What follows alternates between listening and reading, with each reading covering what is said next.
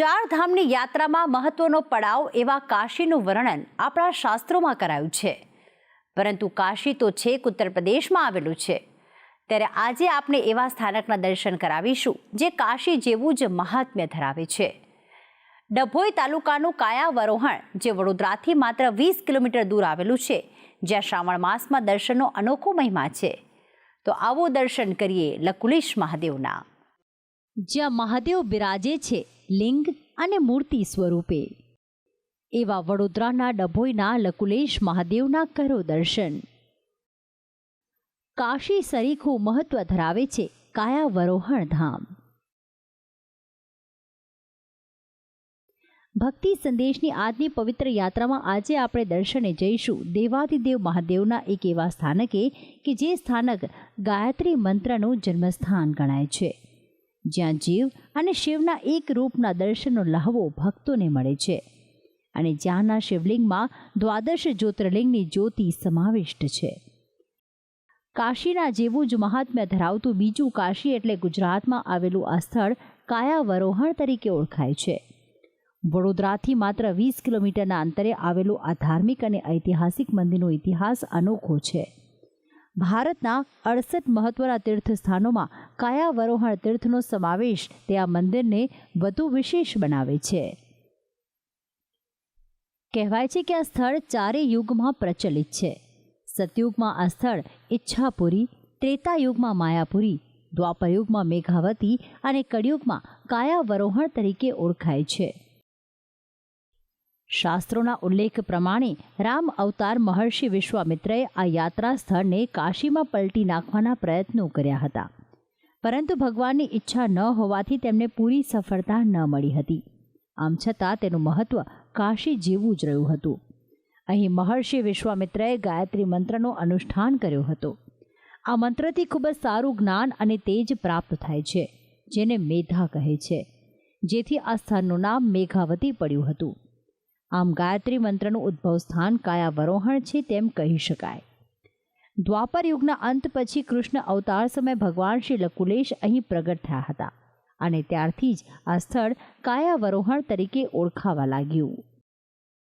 ભગવાનના દર્શન માત્રથી સર્વ પાપોનો નાશ થાય છે એવું આ મહાતીર્થ કાયાવરોહણ 68મું મહાતીર્થ છે, ગુજરાતનું કાશી છે।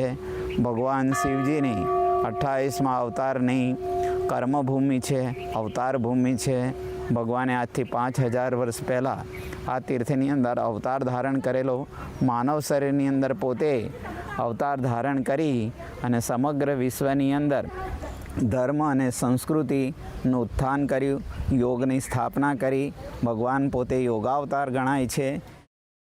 લકુલેશ મહાદેવની વિશેષતા એ છે કે અહીં ભગવાન શિવ મૂર્તિ અને લિંગ સ્વરૂપે બિરાજમાન છે, જે બ્રહ્મેશ્વર તરીકે ઓળખાય છે।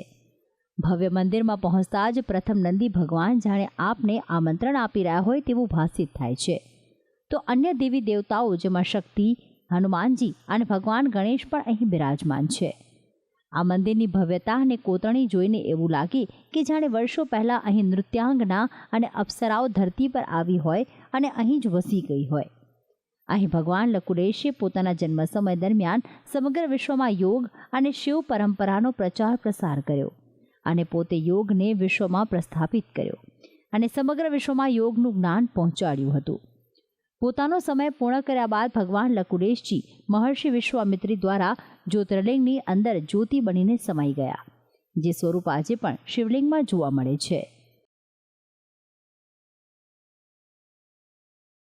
અહીં દૂર દૂરથી ભક્તો દર્શન કરવા આવે છે અને દેવાધિદેવ મહાદેવના આ દિવ્ય સ્વરૂપના દર્શન કરીને ધન્ય બને છે। હું ભગવાન શિવનો ભક્ત છું। લગભગ 1995થી હું આ મંદિર ખાતે આવું છું। આ મંદિર એક આસ્થાનું મોટું કેન્દ્ર છે, ગુજરાતનું કાશી કહેવાય છે। અહીંયા આપણે જે કોઈ મનોકામના લઈને આવીએ છીએ તે આપણી મનોકામના પૂર્ણ થાય છે એવી મને પૂર્ણ શ્રદ્ધા છે। મારા મિત્ર મંડળ, મારા સગા સંબંધીઓને પણ ઘણા બધા અનુભવ છે। ખૂબ જ પવિત્ર આ જગ્યા છે કાયાવરોહણ એટલે ગુજરાતનું કાશી જે આપણે સૌ જાણીએ છીએ। મને મારા ખૂબ અહીંયા સારા અનુભવ છે। અહીંયા જે કોઈ આપણે કાર્ય માટે એ કાર્યની સફળતા ના મળતી હોય તો ભગવાનના ચરણોમાં આપણે વિનંતી કરીએ, મનોકામના આપણી પૂર્ણ થાય છે. અને મને ખૂબ જ શ્રદ્ધા છે. ઘણા વર્ષોથી હું અહીંયા આવું છું અને આ જગ્યાનું ખૂબ મહાત્મ્ય છે.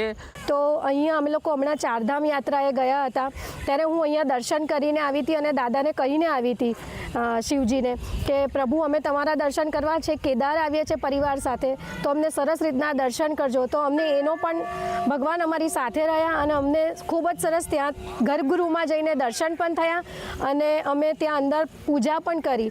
એટલે અહીંનો ચમત્કાર બી ખૂબ જ સારો છે અને અમને આ મંદિરથી બહુ જ ફાયદો થયો છે. એટલે ભગવાન અમારી સાથે જ છે એવું અમે અનુભવીએ છીએ.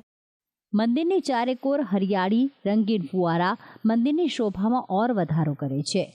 અહીંના સુંદર અને રમણીય વાતાવરણમાં બાળકો, યુવકો, વૃદ્ધો, અમીરો, ગરીબો, જીવનથી ભરપૂર અને જીવનથી હારેલા સૌ કોઈ આવે છે અને નવી આશા, તાજગી અને શ્રદ્ધામન થઈને પાછા ફરે છે. તો આમ શ્રાવણ માસમાં લકુલેશ મહાદેવના દર્શન કરવાથી ભક્તો મેળવે છે મહાદેવના અખૂટ આશીષ. સર્વ પાપમ હરમ પુણ્યમ શ્રીમતે કાયાવરોહણમ. કાયાવરોહણ તીર્થે મૂર્તિમાન શંકર સ્વયં, અર્થાત કે જે પણ તમારા પાપો થયા હોય એ કાયાવરોહણ તીર્થમાં સ્વયં શંકર ભગવાન બિરાજમાન છે અને અહીંયાના માત્ર દર્શનથી જ સર્વ પાપ દૂર થઈ જાય છે. આ એટલી પવિત્ર ભૂમિ છે કે ગુજરાતનું કાશી પણ ગણવામાં આવે છે. ભક્તિ સંદેશ, કેતન કુમાર, ડભોઈ, વડોદરા.